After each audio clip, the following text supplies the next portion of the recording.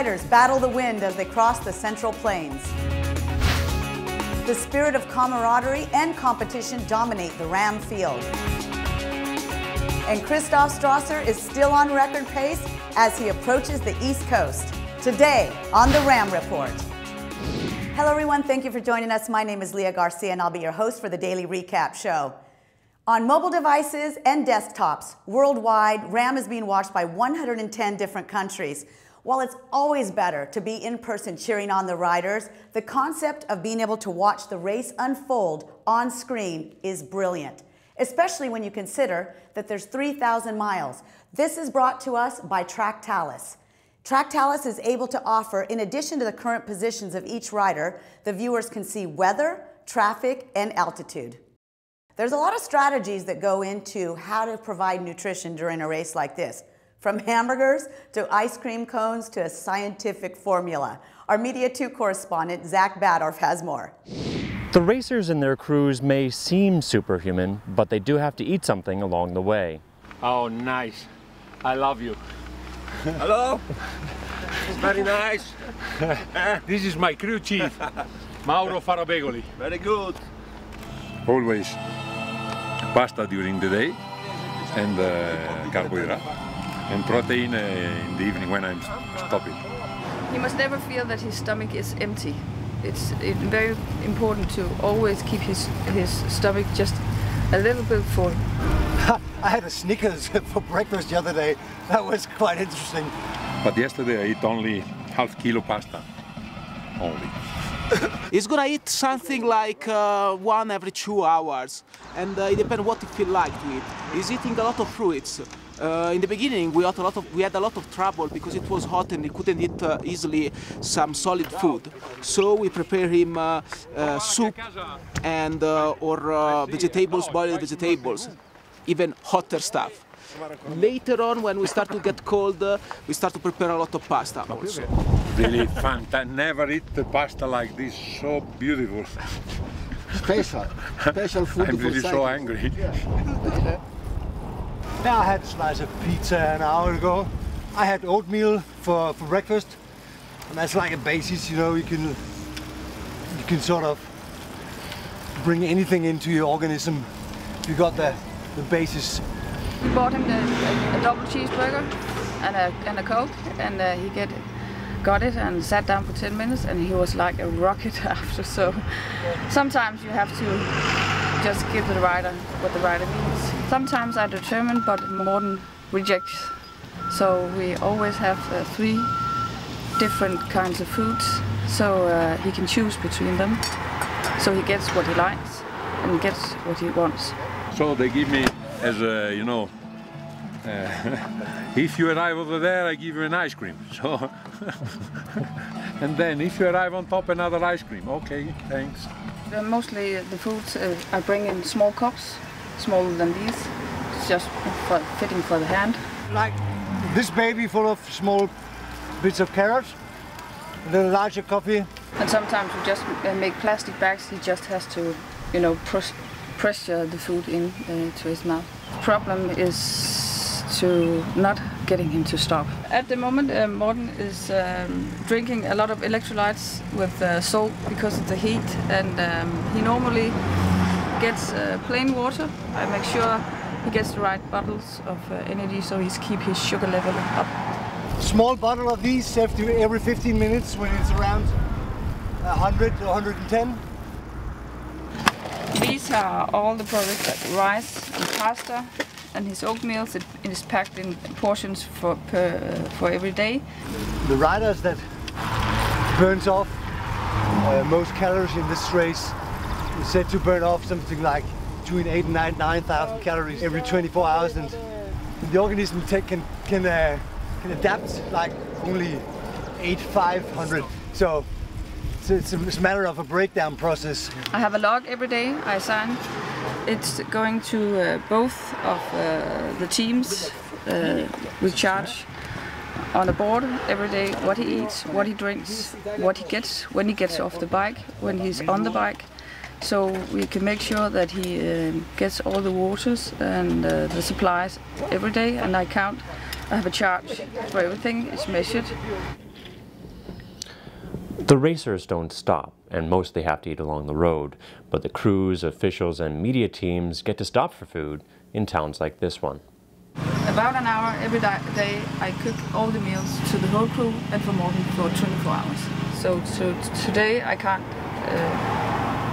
I don't have the time to make breakfast for us. We have to go buy somewhere. I don't know where, but we're going to have. Okay, good luck to you. Thank you. Bye. Thank you. As the racers continue their cross-country journey, they may struggle to make it to Annapolis, but they can be sure their crews will be there to provide them all the food and water they need. For Race Across America, I'm Zach Badorf. There are several factors that go into a winning team. Horsepower is one of them.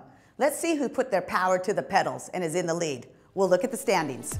By the time this broadcast airs, Christoph Strasser, barring no unforeseen circumstances, will have crossed the finish line in first place, winning RAAM 2014 and setting a new course record.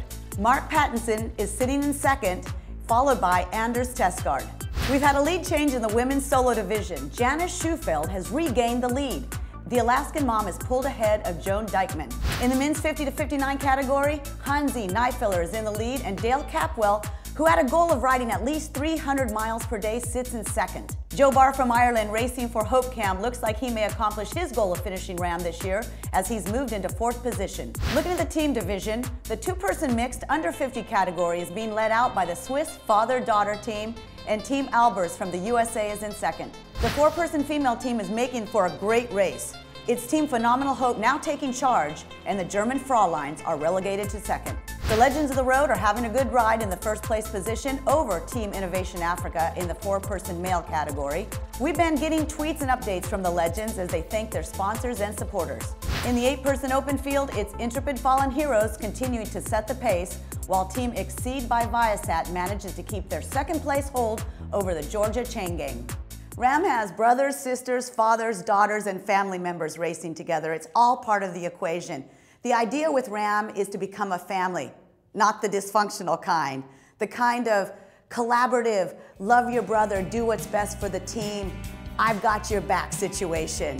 It's really strangers coming together as one. Beautiful country, very nice, very nice riders and crew. It's like the family with people which you meet today for the first time, but I feel this is the family because you do from years the same things and have a similar approach to the life, and dreams are very important, and think objectives and realization of it. Many racers come into RAAM with the goal of raising awareness and money for a variety of charities. It's one of the key factors of so many of their journeys. Our Media 3 correspondent, Julia Marshall, has more on these charitable people and what they're accomplishing. Today we'll be following the back half of the race. We'll be catching up with riders that we haven't seen since the starting line. They'll be crossing Levita Pass first thing this morning. Husband and wife team Bill and Debbie Elber like changing riders as the sun comes up. They are a two-person team, so they can't keep each other company, but a good cause keeps them going. Yeah, we're raising money for the National Fallen Firefighters Foundation. Oh, cool. Yeah, they're actually, their headquarters is in Maryland, which is kind of neat, since then the race ends there. Good morning, Debbie. How was your ride? I had a hard time staying awake. Have a good day. David George is taking Levita Pass for the two-man team Can-Am. The most challenging was coming into that last big climb we just finished. The wind was going about 40 miles an hour in gusts, tipping the bike way over. Really hard to keep it from crashing.